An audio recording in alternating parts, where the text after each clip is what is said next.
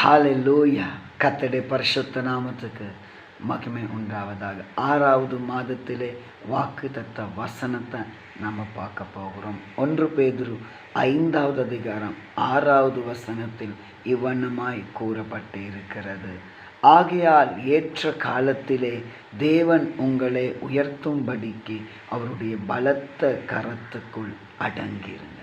பிரியமான தேவனுடைய ஜனமே, உங்களுக்குரிய ஆசீர்வாதம், உங்களுக்குரிய நன்மை உங்ககிட்ட வரம் வரைக்கும் கர்த்தரை தேட மறந்து போயிடாதீங்க. பிரசங்கி 3:2 சொல்லுகிறது, பிறக்க ஒரு காலம் இருக்கிறது, இறக்க ஒரு காலம் இருக்கிறது, நட்ட ஒரு காலம் இருக்கிறது, நட்டினதை பிடுங்க ஒரு காலம் இருக்கிறது.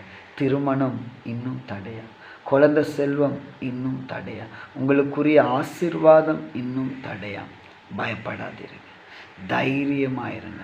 ஆபிரகாம் 25 வருஷம் ஈசாக்கை பெறுவதற்காக காத்திருந்தார்.